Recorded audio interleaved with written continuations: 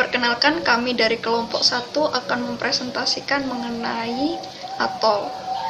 Perkenalkan, nama saya Adinda. Saya akan menjelaskan mengenai pendahuluan atol. Apa sih software atol itu?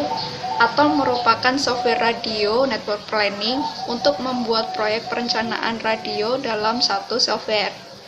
Di atol ini terdapat dua jenis radio frequency planning, yaitu yang pertama coverage planning dan yang kedua adalah capacity planning.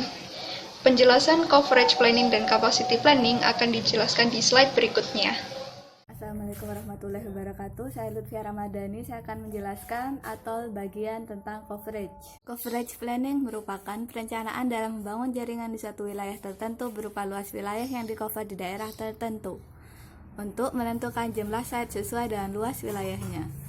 Coverage planning dibagi menjadi 4 wilayah. Yang pertama yaitu dense urban, yang artinya berada di wilayah perkotaan besar. Urban yang berarti di wilayah perkotaan menengah. Suburban yang berarti gabungan daerah pemukiman dengan industri kecil. Rural yang berarti penduduk sedikit.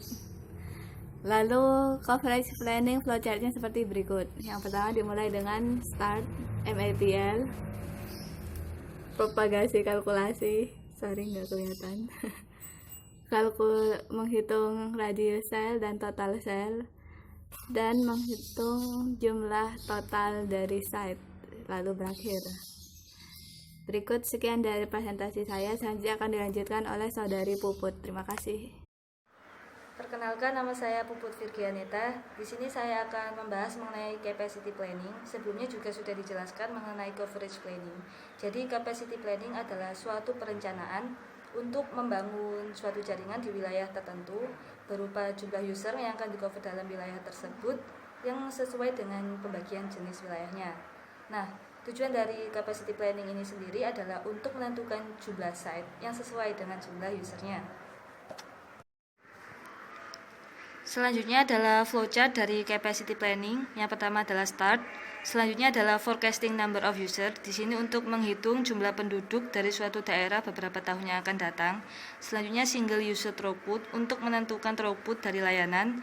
Network throughput untuk menentukan total throughput dari layanan, yaitu uplink dan downlink.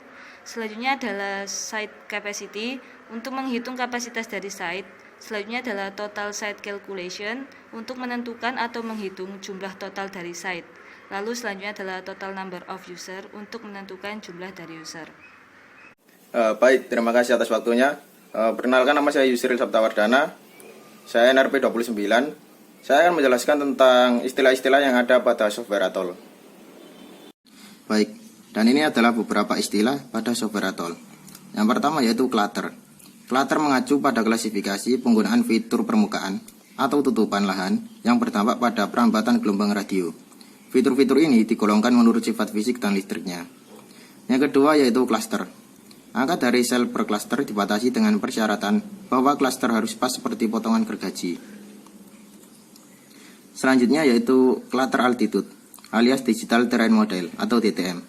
DTM adalah model permukaan tanah yang kontinu, diwakili oleh kisi-kisi raster digital dengan setiap sel kisi memegang nilai ketinggian. DTM adalah input data fundamental untuk studi propagasi radio di medan yang menghalangi dan memantulkan gelombang radio. Yang keempat yaitu clutter height. Clutter height merupakan tinggi bangunan rata-rata pada clutter. Dan yang terakhir yaitu 3D building. 3D building merupakan bentuk dan ketinggian bangunan nyata. Dan selanjutnya akan menjelaskan tentang langkah-langkah dalam menggunakan software atol yang akan dijelaskan oleh saudara Novian. Terima kasih. Perkenalkan, nama saya Novian. Saya akan menjelaskan langkah-langkah cara penggunaan dari atol itu sendiri, cara planning menggunakan aplikasi atol. Kemudian selanjutnya adalah tahapan perencanaan jaringan 4G LTE. Yang pertama membuat sebuah proyek simulasi. Di sini kita membuka aplikasi atol dan membuat sebuah proyek baru dengan cara klik new, terus dokumen. Terus yang kedua masukkan map, set sistem koordinat. Untuk langkah kedua ini kita mengimport file map. Terus yang ketiga dan keempat adalah memasukkan parameter site dan import antena. Nah, di sini di parameter set kita mengimportnya dari file yang tersedia dan memasukkannya ke Atol. Nah, di sini nanti dari map-map tersebut sudah dapat terlihat beberapa site. Dalam site ini terdapat 6 site. Terus yang kelima mengatur parameter network. Nah, di sini parameter-parameternya itu ada, kita disuruh membuat parameter antena sendiri yang bernama LTE antena dan mengimport dari file Excel ke parameter network itu. Terus yang keenam mengatur tabel transmitter. Setelah tadi mengimport parameter site, kita mengimport untuk transmitternya. Langkah yang ketujuh hampir sama, hanya saja kita mengimport dari clutter class dan beberapa vektor dan height-nya juga. Untuk prediksinya kita lakukan untuk untuk langkah ketujuh yang prediksi, kita memprediksikan coverage area dari 4G LTE itu berdasarkan level sinyal yang kita atur.